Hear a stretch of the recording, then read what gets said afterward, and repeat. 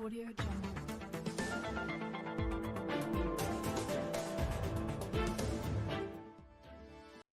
ሰላም ጥዕና ሃበልና ክቡራት ተኸታተልቲ ኩራዝ ቢዝነስ ሚድያ ንሎማዓንቲ ዝተፈለየ ስለ ናይ ቴክኒካል ኣሟላልዓ ሒዝናልኩም መፂና ኣለና። ከም ዝፍለጥ ኣብ ዝሓለፈ ስለ ናይ ጨረታ እንታይነት ምቕራብና ዝፍለጥ እዩ። ስለ ቴክኒካል ዶኩመንት፣ ፋይናንሻል ዶኩመንት ሲፒኦ ዝብሉ ሓፈሻዊ ዝኾነ መግለፂ ምሃብና ዝፍለጥ እዩ። ሎሚ ድማ ቴክኒካል ከመይ ንመልእ ዝብል እንታይነት ናይ ቴክኒካል ክንርኢ ኢና። ጨረታ ብክልተ መልክዕ ክወፅእ ይኽእል እዩ። ሓደ ብፕሮፎርማ መልክዕ፣ ካልኣይ ድማ ብጨረታ ግልፂ ጨረታ ተባሂሉ ክወፅእ ይኽእል እዩ። ስለዚ ፕሮፎርማ እንተኮይኑ ልክዕ እቶም መስሪያ ቤት ወይ ናብ ቢሮና ሒዞምና ይመፁ ፕሮፎርማ መምልኢ ሒዞም መሊእና ንዎም ወይ ድማ ናይ ባዕልና ዝተዘጋጀወ ናይ ፕሮፎርማ ኢንቮይስ ተሃሊና እውን ኣብቲ ናይ ባዕልና ትዘለና ኣቕሓ ዋግኡ ዓይነቱን ገሊፅና ንህቦም ማለት እዩ። እዚ ቀሊል ነገር እዩ። ፕሮፎርማ ማለት ወዲያው ሽዑ መሊእኻ እትዎም ዓይነት ፕራይስ ዋጋ እዩ። እዚ ንእሽተይ ጥንቃቐ ዘድልዮ ኣብቲ ሒዞምና ዝመፁ እንታይ ዓይነት ኣቕሓ እዩ፣ ከመይ እዩ ኣለና ዝተኽሉ የብልና ዝብል ነገር ቀልጢፍካ እውን ሓደ መዓልቲ ክልተ መዓልቲ ኣቕርብ ክትባል ስለትኽእል ኣብኡታት ጥንቃቐ ከድልየና ይኽእል እዩ።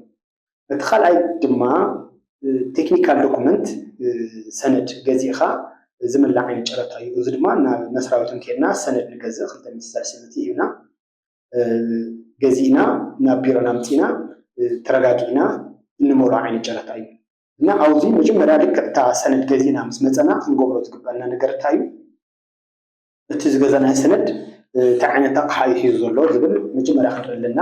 ካብኡ ድማ ሲፒኦ ክንደይ ሲፒኦ የድልዮ፣ ሳብሚሽን ዴት መዓዝ እዩ፣ ቢድ ቫሊዲቲኡ ክንደይ እዩ ዝብል ዓይነት ኢንፎርሜሽናት ክንርኢ ኣለና ቀዲምና። ንኣብነት እዛ ኣብ ኢደ ሒዝያ ዘለኹ ሓንቲ ሰነድ ሲፒኦ ተጠቂቕያ ንግዲ ፍቃድ ዝተሓደሰ ክኾን ኣለዎ ይብሎ፣ እቲ ናምበር ቫት መቅረባይነት ኩሎም ዘማልእ ክኾን ኣለዎ ይብሎ። 2% ሲፒኦ መኽበሪ ኣብ ዝሓለፈ ሲፒኦ መኽበሪ እንታይ ማለት ምዃኑ ገሊፅና ነርና።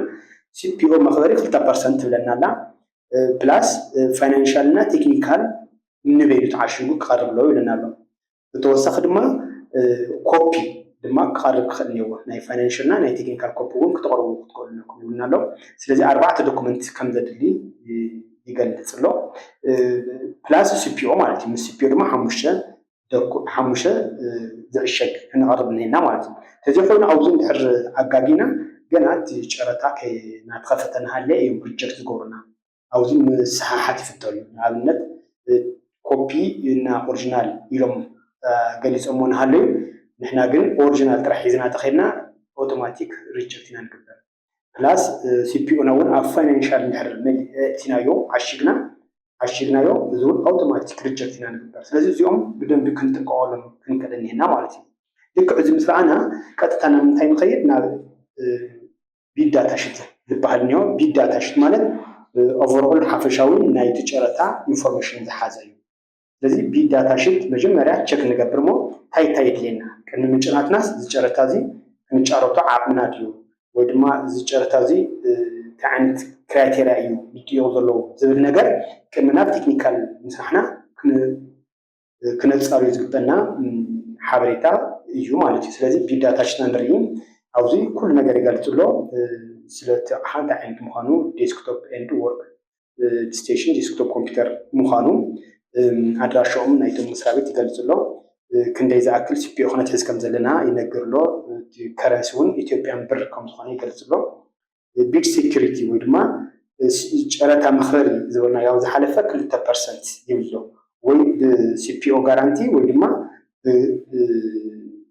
ካሽ ሲፒኦ 2% ተትሕዙ ነይኩም ይለና ኣሎ ማለት እዩ። እዚ ማለት ን1 ሚልዮን ዋጋ ተኮይኑ ናይ 1 ሚልዮን 2% 20,000 ይኾን ኣሎ ማለት። ስለዚ 20,000 ወይ ቢድ ቦንድ ጋራንቲ ክንትሕዝ እኒአና ወይ ድማ ሲፒኦ ኣስሪሕና ክንቐርብ እኒአና ማለት እዩ።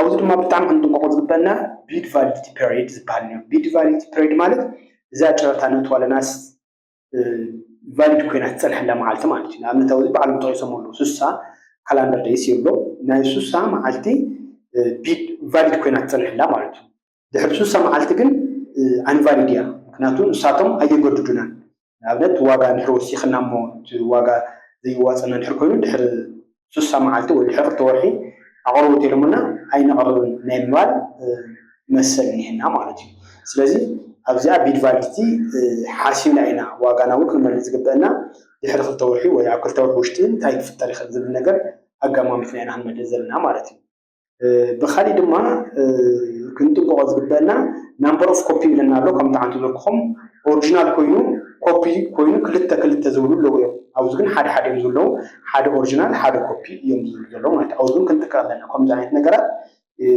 ሲሪየስ ክንሪኦም እኒአና ማለት እዩ ካብኡ ናይ ዴሊቨሪ ቢድ ሳብሚሽን ዝብል እኒሆ ሰዓትና መዓልታን ይገልፅ ኣሎ ኣብታ ሰዓትና መዓልታ ቀዲምና ከይድና ክንእቲ ክንክእል እኒአና ማለት እዩ ካብኡ ዝደለለ ኢቫሉዌሽን ኤንድ ኳሊፊኬሽን ክራይቴሪያ ዝብል እኒሆ እዚ ድማ ክራይቴሪያ እንታይ ክራይቴሪያ ክንማል እኒአና ዝብል ነገር እውን ኣብ ሓደ ወርክ ኤክስፒሪየንስ ካምፓኒ ፕሮፋይል ይብሉ ኣለዉ ሓደ ግን ኖርማል ጥራሕ ንግዲ ፍቃድና ላይሰንስ ዝተሓደሰ ይኹን እምበር ኣብኡታት ዘይግደሱ ቢሮታት ስለ ዘሎ ኣብኡ ብደንቢ ክንጥንቀቅ ኣለና ስለዚ እዚ ሎማዓንቲ ሪኢና እኒአና ኣብ ቀፃሊ ድማ እንታይ ኢና ንርኢ ሓንቲ ኮምፒተር ላፕቶፕ ወይ ድማ ዝኾነ ኣቕሓ ቲቪ ክትኮን ትኽእል እኒ ኣቕሓ ስፔሲፊኬሽን መፅኡ ከመይ ጌርና ኣብ ኢንተርኔት ሰርች ጌርና ብራንዳና ሞዴላ ንፈልጣ ዝብል ድማ ኣብ ቀፃሊ ክንርኢና ሒዝናልኩም ንቀርብ ኢና ክሳብ ኣብ ቀፃሊ ሰላም ድሓን ቀኒዩ